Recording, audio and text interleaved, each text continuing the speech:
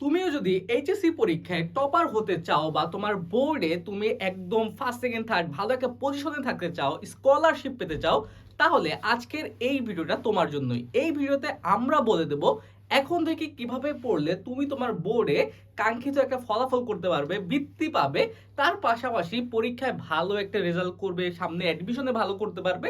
সকল কিছু এই একটা ভিডিওর মাধ্যমে তোমরা গাইডলাইন পেয়ে যাবে।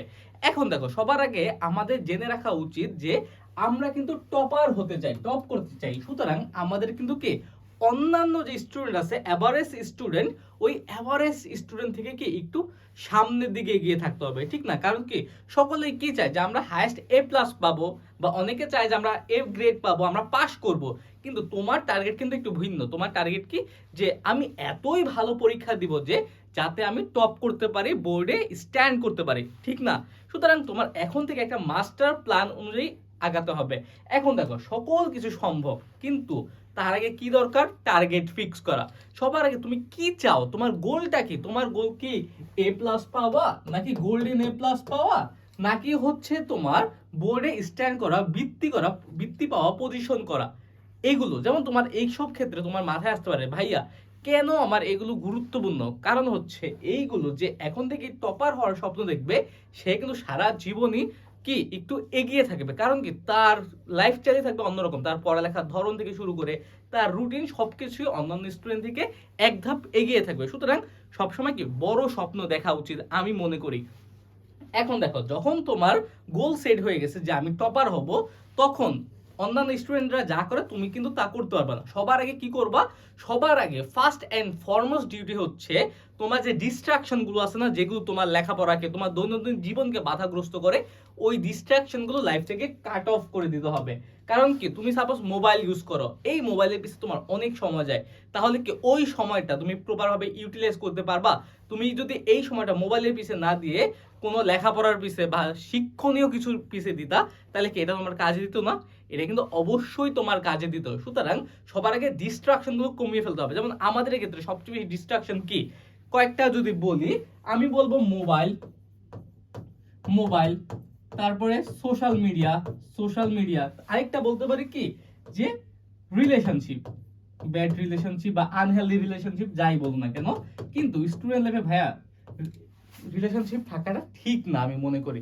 এখন যারা আছে বাই এনি চান্স বা বাই ফল্ট, এখন তো কিছু করার নাই, কিন্তু এইগুলো হচ্ছে তোমাকে যাতে দৈনন্দিন জীবনকে বাধাগ্রস্ত না করতে পারে, তোমার লেখাপড়াকে যাতে বিঘ্নিত করতে না পারে, এই দিকে আমার খেয়াল রাখতে হবে।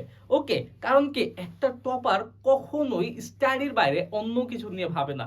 এই ব্যাপারটা তোমার মাথায় রাখতে হবে। যখনই তুমি ডিস্ট্রাকশন গুলো বাদ দিয়ে দিবে না, দেখবে কি তোমার কাছে এই তিনটা বাদ দিয়ে দিলে তোমার কাছে একটা সময় পাবা, একটা কি অফুরন্ত সময়। কেন এন্ডলেস টাইম?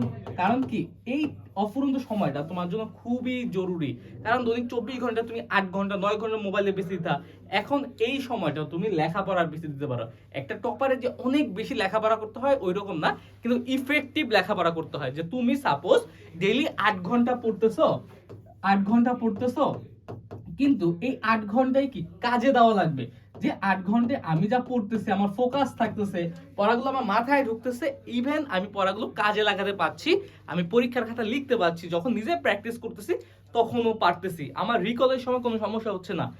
এই যে যখন তুমি ডিস্ট্রাকশন ন্যারো করবে না, তখন এটা সম্ভব। এখন তোমার হাতে বহুত সময় আছে, এখন কি তোমার সিলেবাস ম্যাপিং করা লাগবে, যে আমার সিলেবাসে কি কি আছে, কি কি আমি পারি, কি কি পারি না। তিনটা জিনিস সবসময় সিলেবাস ম্যাপিং এর ক্ষেত্রে খেয়াল রাখবা। এক হচ্ছে কি কি আছে, কি আছে, কি পারি, কি পারি, আর কি পারি না, আর কি পারি না। এই তিনটা প্রশ্ন যদি অ্যান্সার তোমার কাছে থাকে না, তাইলেই তোমার কাছে মনে করো যে এইচএসসি লেভেলে সকল কিছু আছে। যা পারি, কি আছে, যে কোন চ্যাপ্টার গুলো আছে, কোনগুলো ভালো, কোনগুলো খারাপ। তার আগে একটু কথা, ছোট্ট একটা কথা, যে টপারদের কিন্তু কোনো শর্টকাট নাই। এটা আমি একটু লিখে দেই, তোমার no shortcut, no shortcut. Hard work, তোমার সবসময় কঠিন রাস্তাটা ধরতে হবে। টপারদের সব পড়তে হবে, কোনো কিছু বাদ দেওয়া যাবে না। কি আছে তারপর ফাইন্ড আউট করবা কি পারো, কি পারো, যেগুলো পারো ওইগুলো আরো ভালোভাবে পড়বা, যাতে পরীক্ষা যেইভাবে আসুক না কেন, যত কঠিন ভাবে আসুক না কেন, তোমার যাতে ভুল না যায়। আর কি পারি না, তারপর হচ্ছে এইটা ফাইন্ড আউট করা লাগবে যে কি পারি না।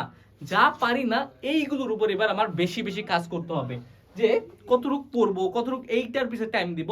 সবসময় মনে রাখবা যে ডেইলি স্টাডি টাইম ফিক্স যে করবা, এই সময়টার মধ্যে তোমরা কি করো, যেই সাবজেক্টগুলো ভালো পারো ওইগুলোর পিছে বেশি সময় দাও। কিন্তু এটা করা যাবে না, যেগুলো পারো না ওইগুলোর পিছে বেশি সময় দিবা। কারণ কি, দেখো যেগুলো পারো ওইগুলো হচ্ছে পড়তে ভালো লাগবে, আমি জানি, কিন্তু যেগুলো পারো না ওইগুলো পড়তে খারাপ লাগলেও তোমরা রেজাল্ট খারাপ কিন্তু ওইগুলোতেই করবা। সুতরাং যেগুলো পারো না ওইগুলোতে টাইম বেশি দিবা। ভালো এগুলো, সাপোজ তুমি 8 ঘন্টা পড়বা, 8 ঘন্টার মধ্যে তুমি 3 ঘন্টা দিবা হচ্ছে যেগুলো পারো তার পিছে, বা যেই চ্যাপ্টারগুলো তোমার ভালো লাগে, যে বিষয়গুলো তোমার ভালো লাগে তার পিছে, আর 5 ঘন্টা দিবা হচ্ছে যা তোমার ভালো লাগে না তার পিছে। ওকে, এইভাবে লেখাপড়া করতে হবে, আমি কিন্তু সমস্যা।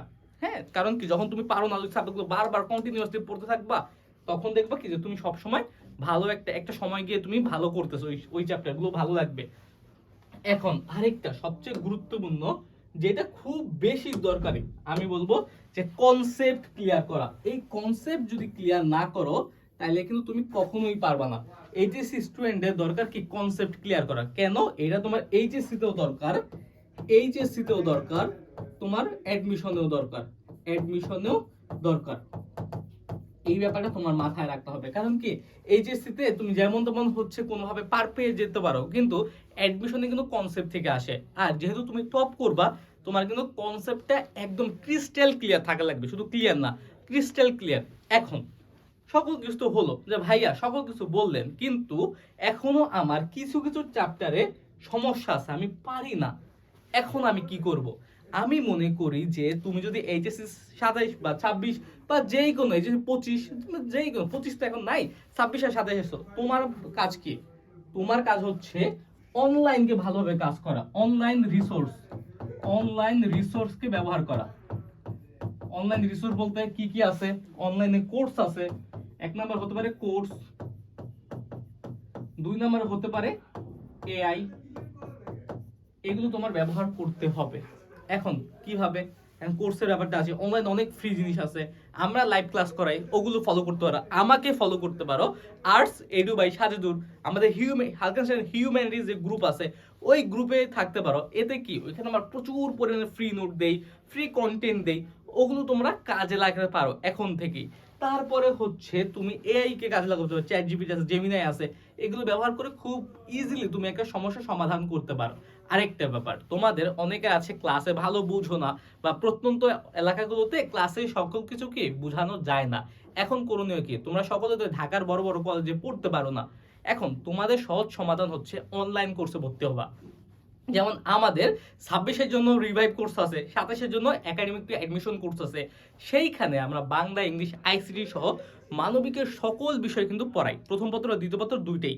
তার পাশাপাশি কি আছে, দাগানো বই আছে, অ্যাডমিশন ক্লাস আছে, কোশ্চেন ব্যাংক সলভিং ক্লাস আছে, 120টারও অধিক কি আছে দাগানো বই, 120টার অধিক এক্সাম আছে, 225টা চ্যাপ্টারে দাগানো বই আছে। সুতরাং তোমার যদি সমস্যা হয় যে হাতে আমার সময় কম, আমি কিন্তু দাগানো বইগুলো দেখি যে কোনগুলো থেকে আসতে পারে, ওইগুলো তোমরা জাস্ট দেখলেই হবে। আমাদের টেস্ট পেপার সলভিং নতুন ক্লাসও আসবে, আমাদের একাডেমিক অ্যাডমিশনও নতুন ক্লাস অ্যাড হচ্ছে, Bangla English GK, Bangla English, তারপরে তুমি ইকোনমিক্স, তারপরে অ্যাডমিশনে বাংলা ইংলিশ জিকে, এগুলো কিন্তু আসতেছে। সুতরাং এত কিছু কিন্তু তোমরা কি পাচ্ছ, খুব ইজিলি পাচ্ছ। আর রমজানে কিন্তু রামাদান 25 এই কুপন ইউজ করলে, যেমন কুপনটার নাম হচ্ছে রামাদান